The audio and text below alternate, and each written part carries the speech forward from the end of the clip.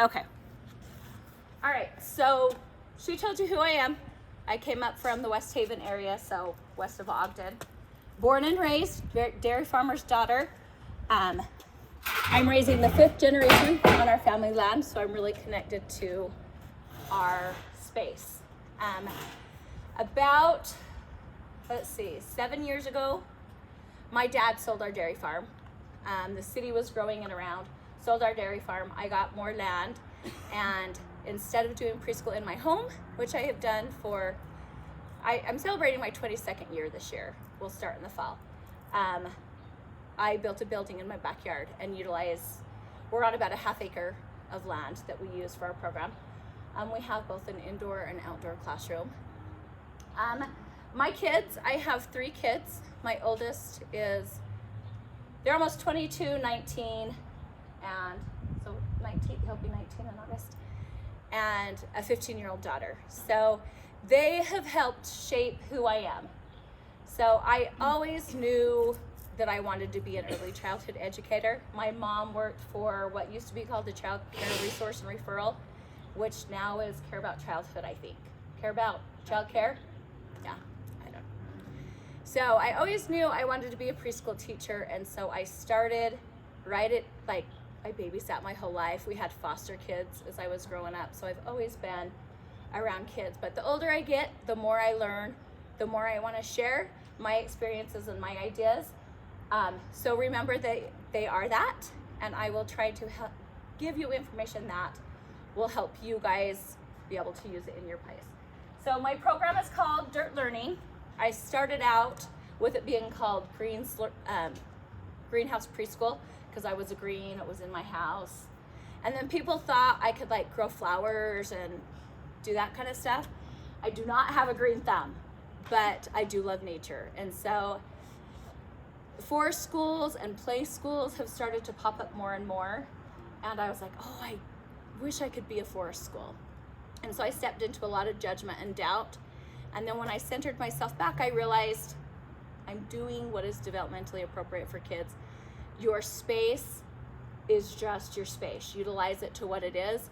So I stepped into Dirt Learning, and we're outside year-round in the dirt.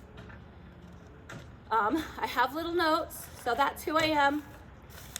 Anytime I do a class, these are my classroom rules for students. These are classroom rules for adults. So the first one is to be respectful.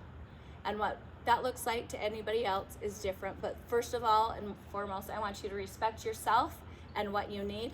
We did just have lunch, so if you need to move your bodies, if you need to go to the bathroom, listen to your bodies, because that's what I teach my kids, is to be respectful to your body and listen to those natural things that need to come up. Be respectful to the others that want to listen. It's fun to share ideas, and that's great. We'll try to have some time to have questions and interactions like that, but I know we're business owners and workers, and so if you do need your phones, that's great. The next one is to be uplifting. So when you make comments, try to make them to help support and be supportive and uplifting. The last 2 are be brave and have fun. So if you feel like you want to share something, I would love to have you share. So raise your hand, call out. I'm kind of unofficial, so just say, hey, what about this? Because we all have different experiences, and we all bring to the table amazing parts, and so when we get together as people, we can collaborate, and that's the best part. So just be brave in standing things out. So, and the last one is to have fun. So do your best to have fun, however that looks to you, as much as I'm digesting my food, so my words are getting burpy. It's okay. So with that being said, bodily functions are fine. Everybody does them. They're fun. All right, so I want you, let's see, do I want to go that way? I want you to start this way. Think back to your childhood. Think back to a positive memory. Where did this memory take place? What did it look like? Who were you with? And then if you are brave enough, I want to hear some of your favorite childhood memories. And remember, we're still children till we're 30. So just know, but I'm trying to think of like your early childhood experiences. Share with me. I have 9 siblings, and so, and growing up, we played out in the backyard. So we had all sorts of games. We played up in the backyard and made up games and trees and all sorts of things. So like those are my first memories, is just being outside and getting lost in time. Just with my siblings. Without your siblings. Did you want to share as well? Mine would be our family has we call it hunting camp in Uh-huh. Wyoming every year, and it was just family, and it's up in the mountains, no service, and it was a week. I mean, we didn't shower, and it's just always just my favorite. And it's kind of coming to an end now that my uncles are all passing away, and it makes me really sad. So for me, like that's what I want my child to have, is that like at least once a year, family, we go camping for a week and we just spend the time Disconnect together. Yeah, and disconnect reconnect. with the rest of the world, and it's just you and your family, you know, nature. It's my favorite. I So. love it. Opportunities for more.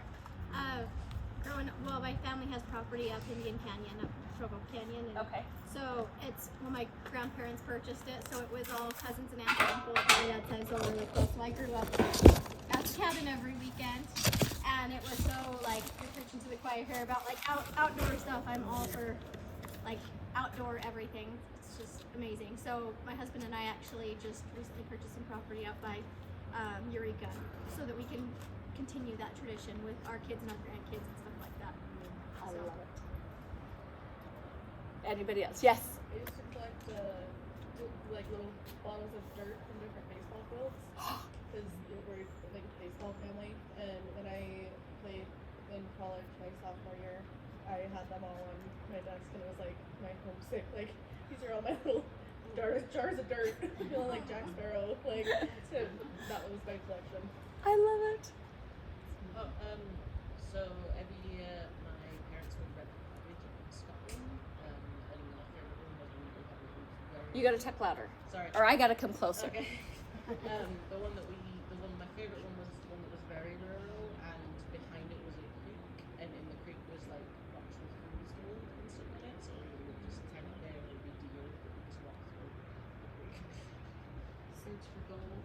Gold panning in real life. I love it.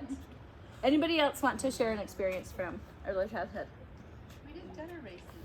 I grew up in California, and we just pretty much there's 7 of us. That's what we did, and we played outside. We had gutter races all the time. Paper boats we'd make, or Legos, whatever. We just float them down the gutter. I love it. Yes. I spent my early childhood in Belize. Mhm. So my mom would pick long grass and dry it, and she taught us how to weave baskets and placemats. You guys are giving me chills. I love it. Anybody else feel like they need to share? My dad would just turn on the sprinklers, and we would just run through the sprinklers because we were 4 growing up, and that was our fun summer thing. But we loved it. We would just spend all day out there with us. A lot of these things can you guys relate to? Did you do a lot of the similar things? She said she was poor and that was her fun. But that's actually kind of an expensive thing if you think about it, the cost of water and things like that. So, but everybody got to have some kind of experience. And most of you drew on an outdoor experience. I didn't ask you, maybe I did. That's why I record this. I just said an experience from your early childhood. And because we are in the environment, you brought that experience too, or most of your most favorable memories were either with family or outside. So that's kind of the basis I want to go with, is when we are working with kids, do we have those connections as family and friends and siblings? Do you allow your class to become their own school family? And then can we give them experiences outside? So everybody's was different. Some was more city, some was more rural, but they all have that basis of nature. Yes? Oh, you're waving to a friend. She's saying, come on over. Okay. And a lot of you mentioned curiosity. Like we would play in the rivers, we would watch the deers, we would hunt for deer. I assume deer, but it could be antelope or all different. Wyoming has lots of animals, bears, all the things. But there was animals involved in it. can any of you guys, so Dirt Learning is a private program. So I don't have to follow licensing because I'm license exempt because I only have kids for 4 hours a day. So I've chosen not to be licensed. Good, bad, right or wrong. Do I try and follow most of the rules? Yes. So sometimes I'll ask things out of curiosity. So can you guys have animals in your classroom? Do you have animals in your classroom? Yeah. Is it more center to center classroom? Our company would let us, but I don't think our client lets us. Yeah. Oh, okay. That is good to know. That is good to know. We have some like throughout the center, like we have a lizard, but it's not like the most we've had in one classroom is like a fish. And like they have isopods, but like we have it's like in a common area of the So the lizard. whole center gets Yeah. to experience it. That's awesome. We had the fishing That's the most we've had in the classroom. I don't think that they People think fish are easy, but I got these free fish and $300 later and 2 hours cleaning their tank. Yeah. They're not as easy I to ran take care of.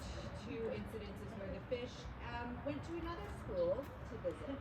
Oh, Yeah, that's the conversation that we had with the I kids. didn't really know how to discuss that with a 2-year-old, so they moved. down the sewer. And sometimes, so when we're talking about animals and lifestyle and the life cycle, how do you explain it to young kids who've never experienced it? Like, I called and asked my administration, and they were like, "Whatever you think is best." I will disclose something I did when we had our active farm, and it brought me a client later in life. So we had an active dairy farm, which we produced whole milk, sold it to, the companies. But part of the life cycle was when the cows got old, we now eat those cows. And so one of the things about my program is I know the families, I have relationships with the families, I have relationships with the children. And that is the basis, we'll get to that in just a second, of what we do. So I knew my families. So when I looked out and at the farm, they were butchering a cow, I was like, hey guys, do you want to go on a field trip?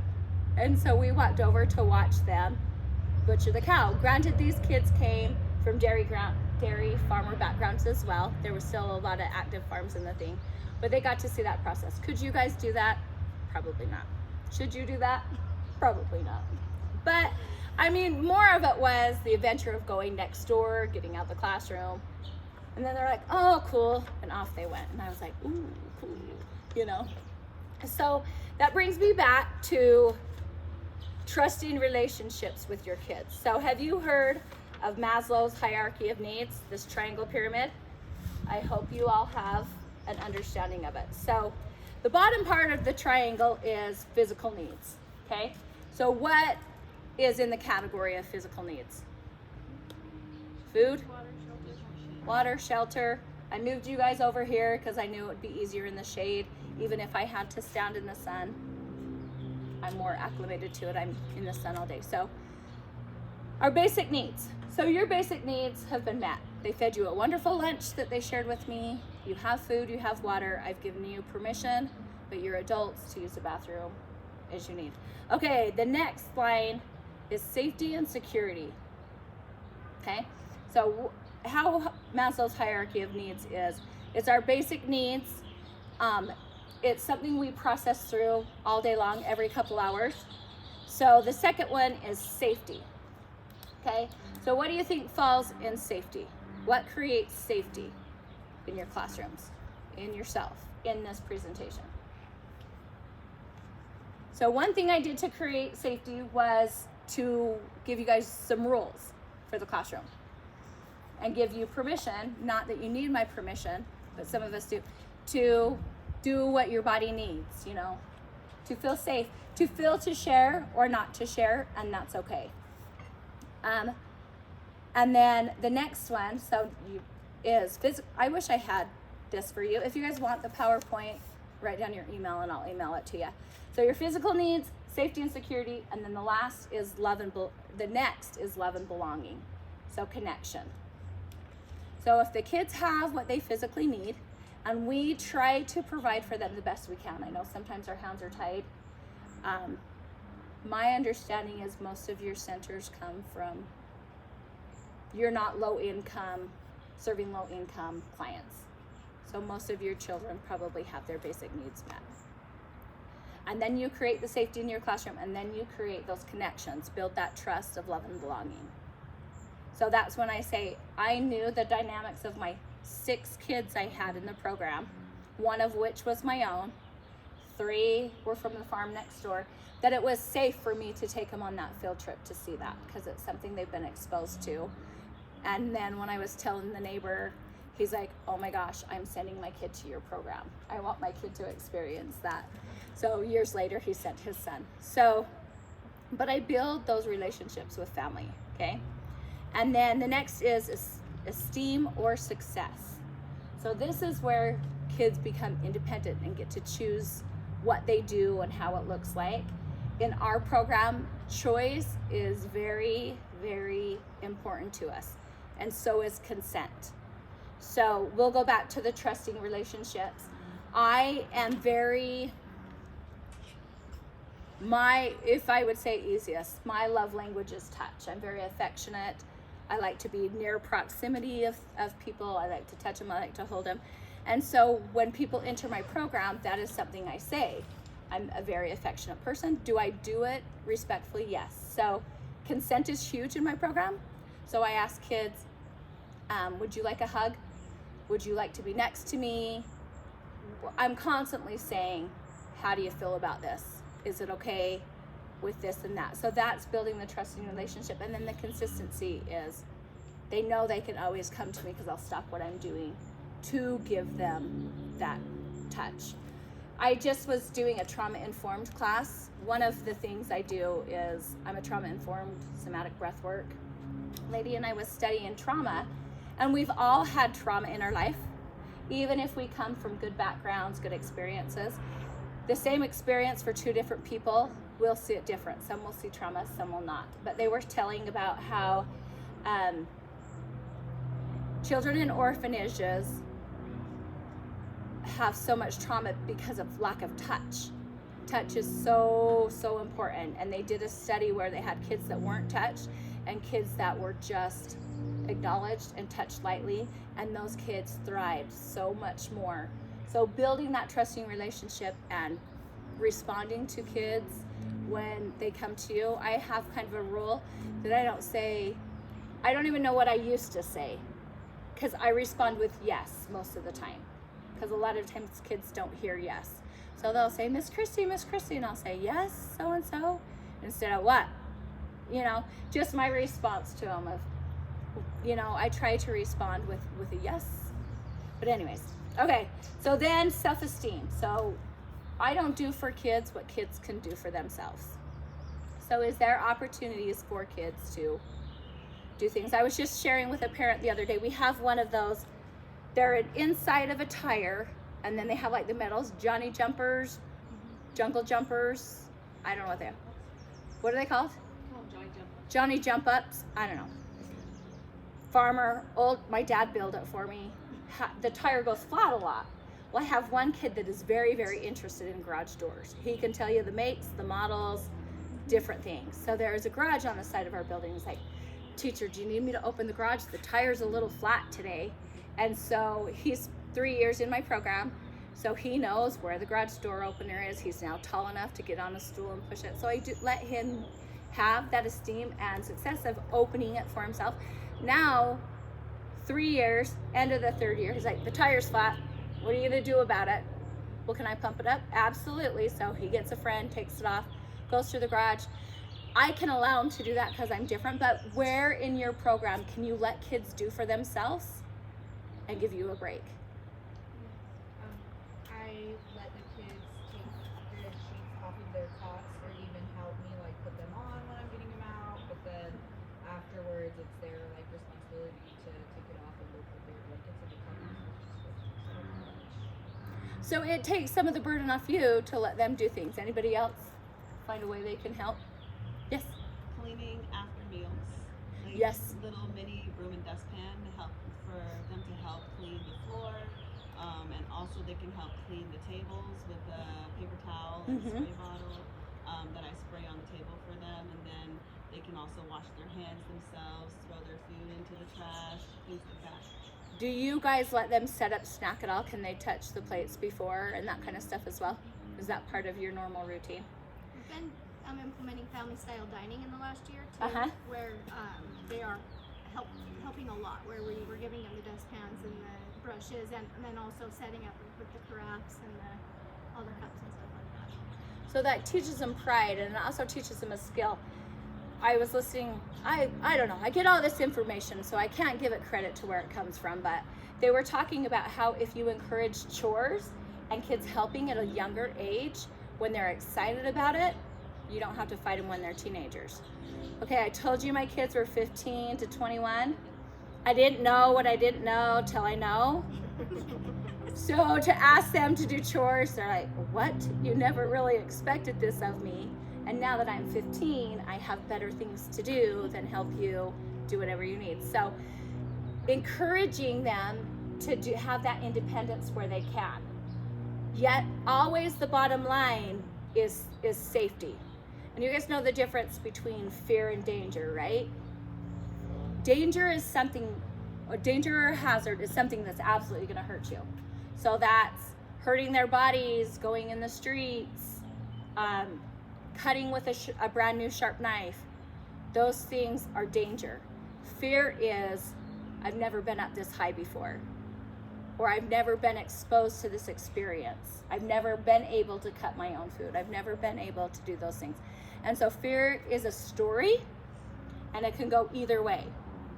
So now think of a story in your mind, we're not gonna share these, of something that you were in danger. Okay? So a dangerous situation. Now think of something you were afraid about or fearful. Do you see the difference? How the danger put you in physical harm, something could hurt, and how fear was just a story. Some people are scared to talk in front of people and get really anxious and fearful of that. I like to hear myself talk, so here I am. And then the last one, yeah? Can I go back to your Yeah. independent stuff? Yeah. I don't know if you guys noticed in the presentation earlier this morning from Mary, with all of her like transition videos and stuff like that, that the kids were, greeting each other, checking into center, signing in for the day. They did all of that independently, and that is because routine. Obviously at the beginning the teachers were right there helping them do all of that, but once you build those routines, they can manage the classroom on their own and give you that break that you're talking about, that you can now go be an intentional teacher because they've already learned those skills to help themselves do what they need to do, to greet each other, to share the toys, all the solution helper. Yeah, all of those were great ideas to create independence in your classroom, so you're not the one having to go supervise every little space in the room. So Routine is that thing that creates safety. Kids know what to expect. I don't have a schedule in my class. We have a routine in my class. So we welcome, we come. They know what is expected at the time as is consistency. Any questions about Maslow's hierarchy of needs? You understand that it's something that you'll go through lots of different ways and in lots of different ways. There's a physical, a health triangle, there's a career triangle, and there's something you're always working with. So it's like these triangles building up to create who you are in your kids in your program. Okay. Are you guys familiar with the state? They changed it, the state standards, the Utah core things, licensing, rules, regulations. Do you guys have to do those? Does anybody know what the physical one says? I'll tell it to you. You know? You want to give it a hit? At least 30 minutes a day. 30 minutes of physical activity a day. Do you know why?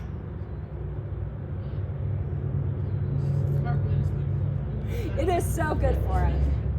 So I will read you what the Utah core standards say, and then we'll talk about how we can hit those. So the Utah State Core Standard, physical. So this is their overview. I'm not going to go over each domain.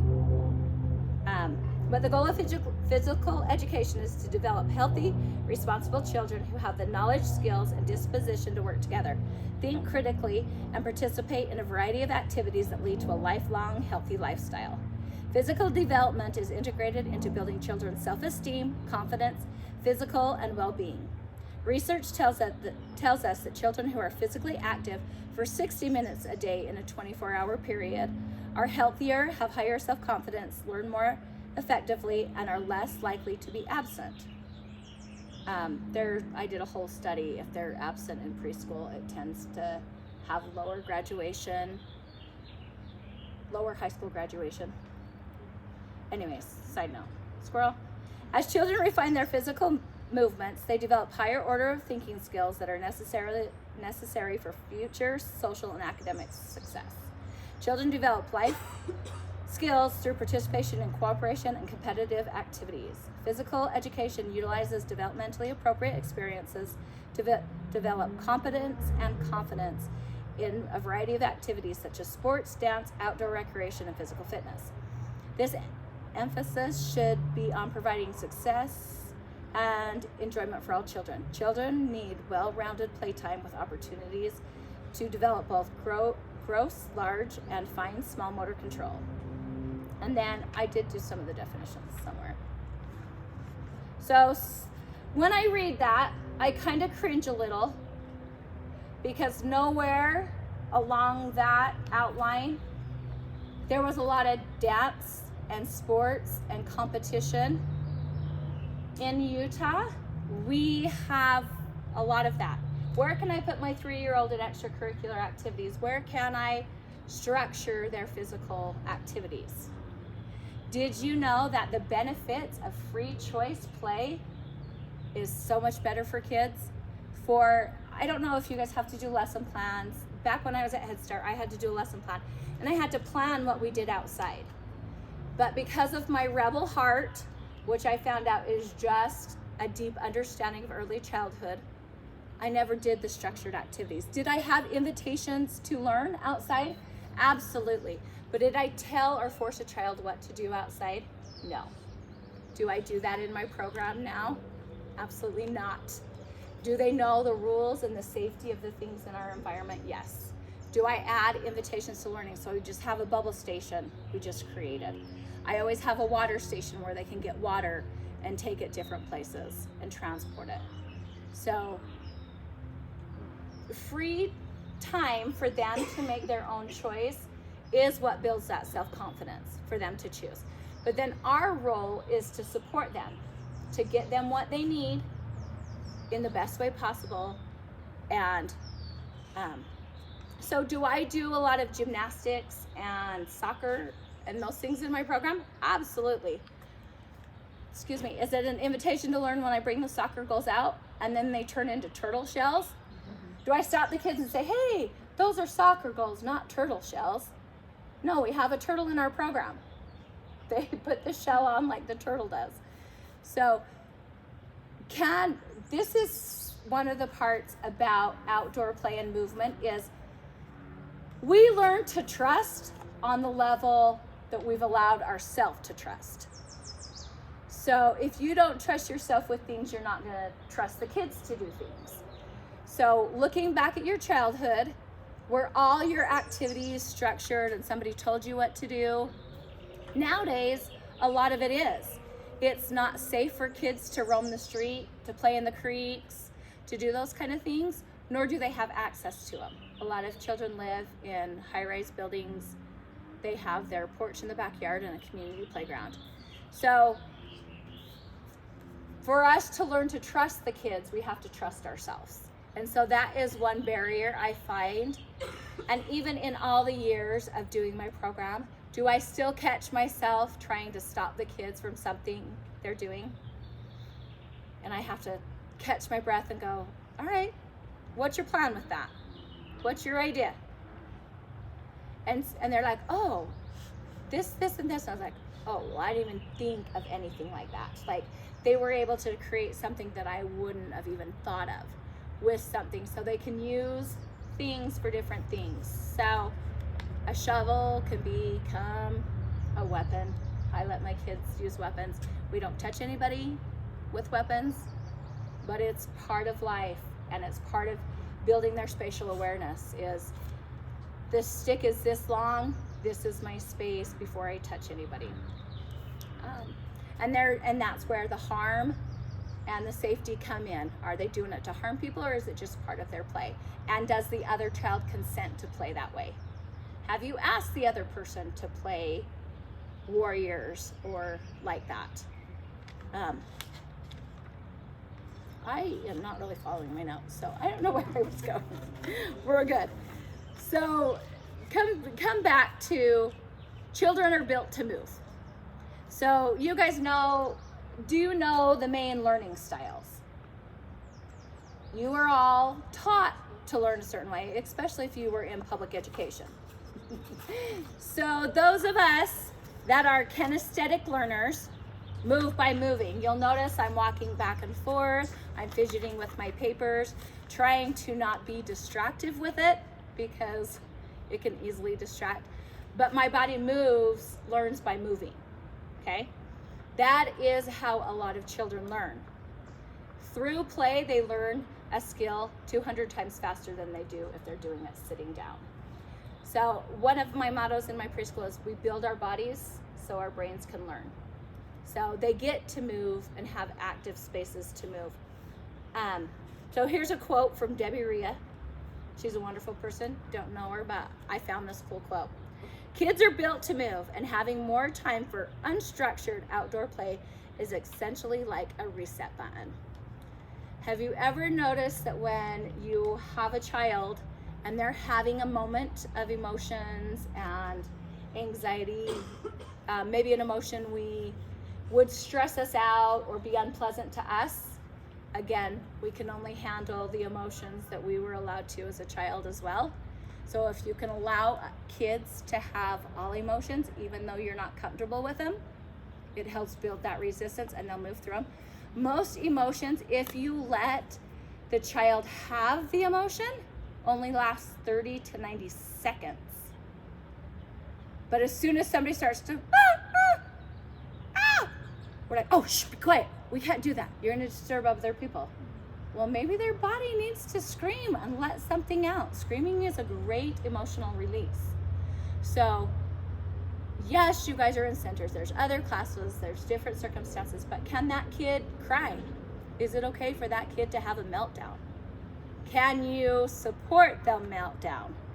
That's where it gets really tricky, because we have to put our feelings aside. And just like I say with trust, I'm really good with active ADHD kids. That's my jam. We're loud, we move together. I get a quiet, withdrawn kid, and it's really hard for me to support them with what they need because I'm used to moving and allowing them to come. So I'm aware that I need to notice the kids that aren't actively involved and check in to see how you feeling, what are you doing, what's your ideas, just because I know I will attend to the busy kids first. So it's just my personality. Every kid's allowed to be an individual in my program, but I have to be aware of where I lie, and I have to look at my pyramid. Where am I in my period? I keep wanting to say period. Well, let's disclose that. Just kidding. Does that affect your day? Yes. Okay, squirrel side note.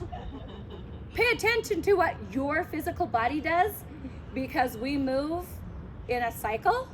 And so there are days we will have a lot of patience, and there are days that we won't. And to recognize and accept those days and go, you know, I didn't sleep very good. My patients are going to be lower today. Hey, staff member, I didn't sleep very good last night. Can you cover for me? No, keep me in check and work together. And then the other day, the staff member's like, hey, I was out late. We did this. Can you support me? So that's the fun part about having other people. For 16 years, I ran my program by myself. So it was me and only me. And sometimes you guys are in that circumstance. So check in with your pyramid. You know, did you get sleep? Do you have food? Are you needing to go to the bathroom and you're the only staff in the classroom and breaks aren't coming for a few minutes? Does that make your body respond more agitated, more nervous, more quick to respond instead of letting the kid have their emotions? So you want to recognize the child's pyramid as well as your pyramid and check in with your body. Wow, you guys, we got this. All right, kids are built to move. So we talked a little bit about fear and danger, a hazard versus risky play, okay? Do you have a spot for children to move that they have to be brave in? Are they allowed to be brave?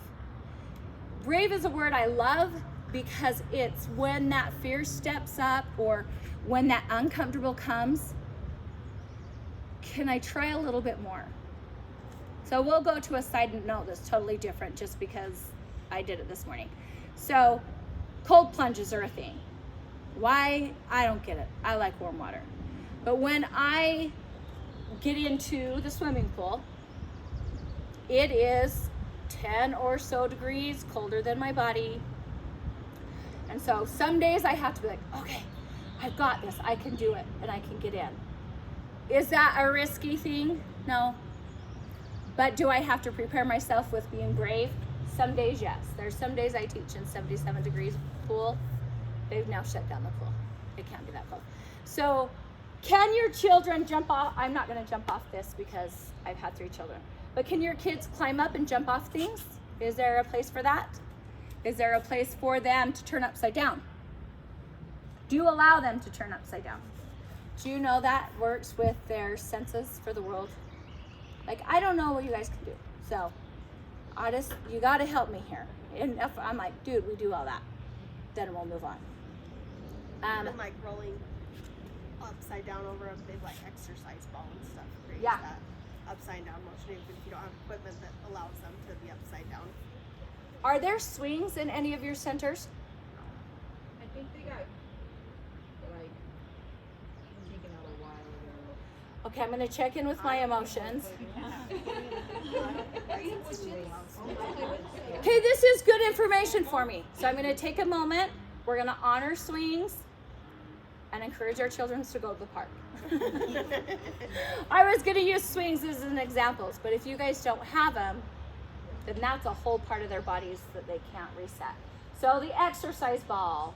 Yeah. Uneven bars type things? Okay. Just lower, but yeah. But We they have can. like a teeter-totter. Teeter-totter gets that motion. I wish we had more in the classroom, but we have like a green structure outside. We have a rock wall. We have bikes. I wish we had one of those little bar things that are on the top or something. That's what she was saying, like the uneven bars. Yeah.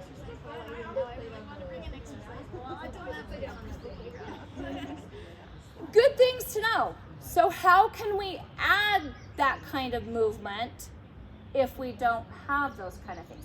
So part of swings are they can hang upside down. So like it said, they have to move their bodies to reset. If you have ADHD children, if they can get upside down, like you'll see them doing a downward dog or doing somersaults, it really does reset their brain. It gets that blood flowing and resetting. When they're overstimulated, if they can put their head down. So do any of you guys do yoga? Yay! I did bring some yoga things, so if anybody wants to share some moves that you do with the kids, can we take a few minutes to kind of move our bodies? We've been sitting for an hour. Do you guys want to show me some yoga moves that you guys do? I do yoga with my kids every day, and their favorite one by far is we always start in our butterfly pose. So I'm wearing a dress. It's fine. We'll give you privacy. And then I get them down here, and then we flap our wings, and I ask them, what color of butterfly are you? And then everyone gets a turn to say what color of butterfly they are. And then I ask them if they can bend down and smell their feet. And then I ask them, what do your feet smell like? And they usually say like broccoli ice cream or Broccoli ice cream. something silly. And that's a good one that I like to do with them. And they all You do all the ones after that, like Younger Dog and everything, but they love them the most. And that was one you could demonstrate very good in your dress. Thank you for being brave. Anybody else want to show a pose that they do? Yes? No? Maybe so? I was always the picture taker. I'm not good at yoga. Yeah. That's okay. And you recognize your strength. You're like, you know, she's going to do the yoga with them. I'm just going to take the pictures to document it, all that kind of things. So I found this in my theme, in my book of treasures. Oh, I don't want to do that one yet. So I have cards, but these ones, she emails me every week. And so that's not it. So here's winter sports yoga. So they're all the same traditional yoga pose. So warrior 2, knee bent, back straight, but now they're a snowboarder, okay? So you can change it to the season. What could we do for summertime? Surfer, wakeboarding, paddleboarding, something the kids know, okay? Warrior 3, ice skater, okay? Can your kids do it? Can they fall? Can they change? Can you do it? This is physical movement for you as well. Horse dance is a hockey player. So this is all winter. Let's see. Oh, here's the summer ones. Oh, so he was a windsurfer. Your dancer pose, she's a gymnast. Okay? So this builds your muscles as much as the kids, but it gets them to move their body in different positions. You guys have sat a lot today. Move your bodies. Feel free. This is an opportunity to stand up and try these. A horseback rider. What do you think that pose is? A squat. It's the chair pose. Okay. Okay, a swimmer. You guys don't have to do this one. He's like, it's the lotus pose. He's down on his belly. I'm a cyclist. Do you guys ever do songs with movements? Yes. And so there's one about riding your bicycle upside down. It's adventure fitness or something like that. So lots of different ones. Okay, let me find a different one for us to do. And we'll see if it's the same pose with different names. Oh, this is a good one. Ooh, this is a good one. All right, I will lead you in our yoga poses. You ready? I'm a ghost. Ooh, mountain pose. All right. I see the moon. Okay, and one thing I didn't tell you about, to make my day less stressed, I wear clothes I can move in, and if you see my belly, it's fine. Okay, now tree pose. So you stand on one leg, put your other leg on your calf or the foot, and if you're really good, you can put on your thigh. And now you're a tree. Can you be a crooked tree? Exactly. So it's good for you to move your body so those things. Oh, the chair pose is a witch on a broom. And the bat, a forward bend. Because bats hang upside down. So they're all going crazy. Hang upside down and see who follows you. Okay, here's magical creature yoga. Okay, the fairy is a dancer's pose. Grab your foot, lean forward, do the best you can. Okay, unicorn pose is warrior. So one foot's forward, back foot, behind, front knee bends, reach up to the sky, make your unicorn. Okay, a wizard is a star pose. And then can you do a falling star? Can you do a star as you sing Twinkle, Twinkle, Little Star, How I Wonder What You Are? Can you add characterization, songs, movements? A dragon is a lizard pose. So it's a down lunge. Do what your body can do. Some of our bodies can't do this. Okay? And then the mermaid is not the real mermaid pose. It's just they sit crooked like a mermaid. So can you make up your own things? And go, hey, but does it get them moving? Did it get you moving? Can we get copies of that? Of these? Yeah. Yes, go to kidsyogastories.com. Okay. I didn't do these. I need to give her credit, but I will give you that information. Oh, thank you. I have like a yoga animal book at my center. There's a couple of them. I'm sure you guys can. My other favorite thing is I'll play one of these because I think I charged this. So let's see. So this is the literacy part. This is the book part of it. She also has music, and sometimes I do the words and sometimes I let her, because I was like, I just need a break. So I love these ones. Let's see if I can pull it up. This is my favoriteest one.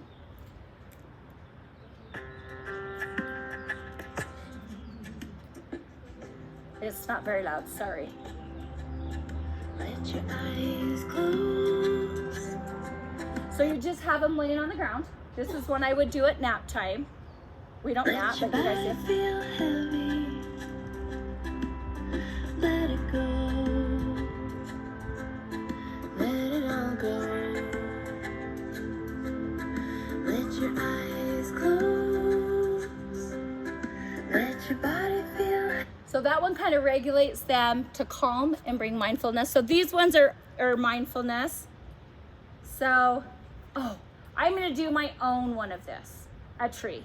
This is one I did 1,000 years ago when I student taught. So you start down in a ball and then you're gonna sprout into a tree, okay? You do this one? Okay, so start down in a ball, and my ball's big because I can't squat. So it says, a little seed is planted in the dark, dark ground. Down, let's see. Out comes the yellow sun, warm and round. Down comes the cool rain, soft and slow. Up sprouts a little seed. Grow, grow, grow. Okay? So simple movements, adds a poem to it. The kids love it. I do it inside, I do it outside. It's actually, for those little woo-woo, it's a grounding. I don't know if you guys noticed, I kicked my shoes off for all of this so I could ground myself to the ground. So do you guys understand what grounding is? Most of you know, earthing. That's why it's really important to have natural things in your program. You can sit back down. Unless you choose not to. You are free to not. Kind of do the same one with the snowman. It's the snowman song. Oh yeah. And you're starting in the ball, and then he's going tall. Yep, and in the sunny melts. Yeah. Kids love that, and it gets them up and down. It teaches them positional words. It gets their bodies moving. It teaches language and literacy. So you're integrating a lot of these academic pieces into a song and a movement. I was thinking of something. So the mindfulness to help bring them back in. But kids will do so much better if they can move. So let's talk about a yes space. Do you allow rough and tumble play? Yes. Wrestling. Outside and movement. Outside and where? In our movement zone, which is like our Indoor area. And what does wrestling look like with your rules? Like what rules do you have around it? We have a rule that they have to check in with their friends. So they have to be like, are you still having fun? Or do you still want to play? And then they can continue being rough. But if the friend is like, no, I don't like this anymore, then it's fine. I love it. Is there anybody who, personally, when you check in with yourself, you're like, I can't stand rough and tumble play. I think they're going to hurt each other every time. Some of us are more, I grew up with boys, we rough and tumble play. It's more natural for me. And some of us do it with them, but it's more of like, I don't like watching it in the classroom. It gives me anxiety. So to check in with yourself, you know it's good for kids. So let's talk about the benefits of rough and tumble play. What does that benefit? Why would you let rough and tumble play happen? Using their Just a large second. muscles, and also being able to do heavy muscle activities. Mhm. Some children really need to do that to ground themselves. Yes. And what were you to say in the back? Sorry, I was gonna say it gives them social development because they learn to pick up on more than just verbal cues and Uh-huh. physical cues that other people give them, and it's a good way to bond with like multiple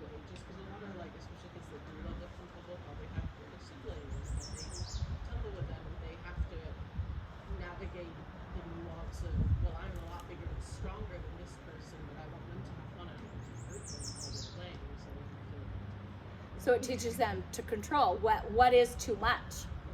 You talked about heavy movement play. Do you guys understand what that is? What it says it is. It's the heavy moving, the tighter, the stronger. Squirrel. I have a strong man. He competes in nationals next week. They are actually hosting in Murray a kids strongman competition. So they get to lift big rocks and carry heavy things for younger school age kids. So that's kind of fun. It's something that my son has found that works for him. My son is actually on the autism spectrum, and he's now part of this community, and moving heavy things is really good for him. Okay. Where are we at? Oh, we didn't talk about all these, but we talked about kinesthetic and moving. What other learning styles are there? One learning style that I am not doing for you guys today is which one? I have nothing. What? There's no PowerPoint. There's no PowerPoint. There is no visual. I didn't know how to do it outside. Do I have one for me? Yes. So that's why I wanted you guys to be able to look out at the pond, so you could have something that's distracting. And you know, when you put something visual to it, like these yoga moves, and a name, it helps remember it just as good. Okay, what is another learning style? We learn by, it's what I'm doing most of. By what? Auditory, and what are you saying? I thought it was when you like teach others, you like learn as well. Yes, that's self-actualization. That is actually the top of Maslow's hierarchy of needs. So when you guys should turn it to your friend and say, what's something you've learned so far? It'll help you integrate it more. So teaching others. Auditory, that's all I'm doing, you guys. I'm sorry. I know better, but I don't know better. And so I have, all you're getting is auditory. So that's why I want you to move. Visual, I have nothing visual for you. Like if you want my PowerPoint, I'll get a paper and you can write your emails down and I'll email it to you. And you'll be like, it's over and done with, in and out, I didn't need that. But if you do, you can reach out to me. All right, so a lot of you guys have, one lady was just telling me at her site, they're one of the sites that still has natural grass. Does any of you have only turf? We're in the middle of the city. It's easier to maintain.